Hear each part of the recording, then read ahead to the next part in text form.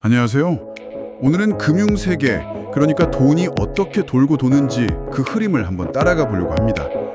은행 같은 전통적인 것도 보고요. 요즘 뜨는 구독 서비스, 넷플릭스처럼요. 또 이런 변화를 돕는 컨설팅까지 꽤 흥미로울 것 같아요. 저희가 여러분이 보내주신 자료들을 쭉 봤는데요.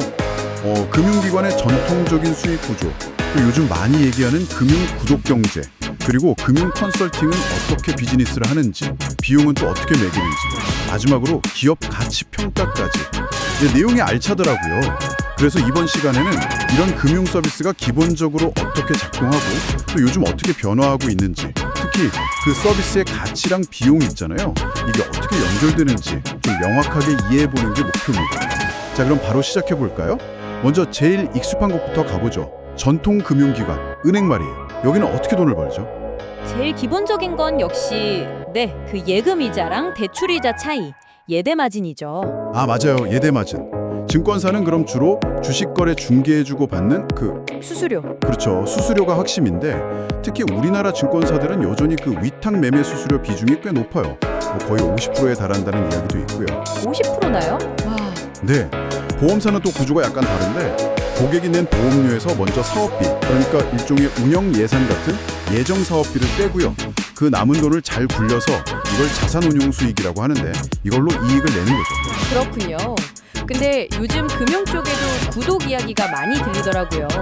우리가 넷플릭스 보거나 음악 듣는 것처럼 금융상품도 그렇게 쓴다는 건가요?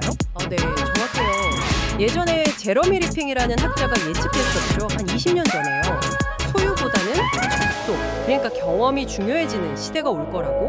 그 예측이 현실이 된 거군요. 네, 특히 밀레니얼 세대들이 큰 돈을 한 번에 내기보다는 매달 예측 가능한 비용으로 서비스를 꾸준히 이용하는 걸 더 편하게 생각하거든요.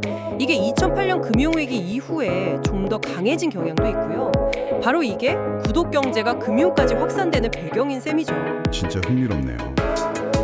근데 실제 사례를 들어보면 더 와닿을 것 같아요. 금융상품을 구독한다.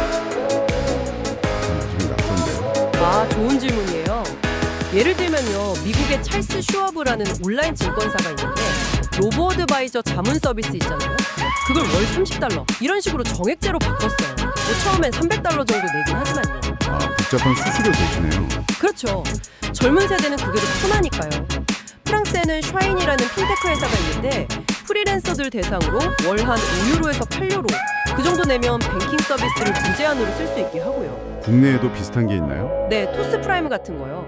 월 2,900원 내면 송금 수수료 면제해주고 ATM 출금 수수료도 없고 그런 멤버십이죠.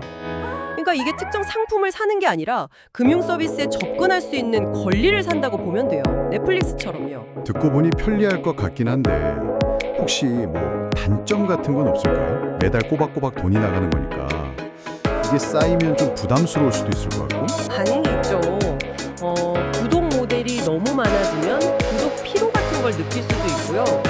사실 잘 안 쓰는데 그냥 매달 돈만 나가는 서비스도 생길 수 있잖아요. 네, 맞아요. 저도 그런 거 몇 개 있는 것 같아요. 그렇죠. 그래서 서비스를 제공하는 쪽에서는 이게 계속 구독할 만한 가치가 있다는 걸 보여줘야 하고 이용자 입장에서는 이게 정말 나한테 필요한 건지 주기적으로 좀 점검해 볼 필요가 있는 거죠. 네, 그렇겠네요. 이런 변화 속에서는 금융 컨설팅 역할도 더 중요해지겠어요. 컨설턴트들은 그럼 자기 서비스 가치를 어떻게 매기고 비용은 어떻게 받는 걸까요? 컨설팅 비즈니스의 핵심은 그거죠. 내가 어떤 서비스를 제공할 거냐, 누구에게 제공할 거냐, 이걸 명확히 하고 그리고 수익 모델을 정하는 거예요. 시간당 얼마, 아니면 프로젝트 하나당 얼마 이렇게 고정 금액으로 받거나 아니면 성과에 따라서 받는 성공 보수 같은 방식도 있고요. 다양하네요. 네, 근데 중요한 건 그 비용을 책정하는 근거예요. 컨설턴트의 경험이나 전문성 수준, 또 맡은 프로젝트가 얼마나 크고 복잡한지, 그리고 제일 중요한 건 고객한테 주는 실질적인 가치, ROI. 예를 들어서 비용을 이만큼 줄여줬다거나 수익을 이만큼 늘려줬다 같은 구체적인 결과가 반영되는 거죠. 당연히 모든 과정에서 투명성하고 윤리는 기본이고요. 가치 증명. 그게 중요하군요. 컨설턴트의 가치처럼 기업 자체의 가치를 평가하는 것도 중요하잖아요. 그 기업 가치 평가 말이에요. 이게 단순히 재무제표만 보는 게 아니라고 들었거든요. 맞습니다.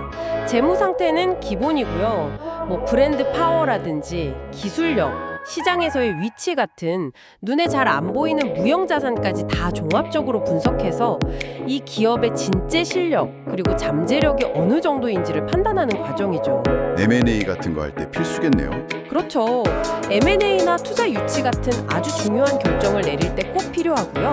어떤 평가 방법을 쓰느냐, 또 그런 비재무적인 요소까지 얼마나 깊이 있게 보느냐에 따라서 결과가 달라질 수도 있어요. 어떻게 보면 기업의 미래 가능성까지 담아내는 과정이라고 할 수 있죠. 자, 그럼 오늘 이야기한 것들 뭐 전통 금융기관의 수익 구조부터 시작해서 구독 모델, 컨설팅 비용, 기업 가치 평가까지 이 모든 게 결국 여러분께 왜 중요할까요? 우리가 금융 서비스를 이용하거나 또 컨설팅을 받을 때 그냥 가격표만 딱 볼 게 아니라는 거죠. 그 가격 뒤에 어떤 비즈니스 모델이 숨어 있는지, 또 어떤 기준으로 가치를 매긴 건지 이런 걸 이해하고 나면 훨씬 더 합리적인 선택을 할 수 있거든요. 아, 그냥 보이는 가격 너머를 보라는 말씀이시군요. 네, 맞아요. 예대마진이든 수수료든 구독료든 컨설팅 비용이든 그게 다 그 서비스가 제공하려는 가치를 숫자로 보여주는 거니까요. 그 본질을 좀 꿰뚫어 볼 수 있게 되는 거죠. 그렇군요.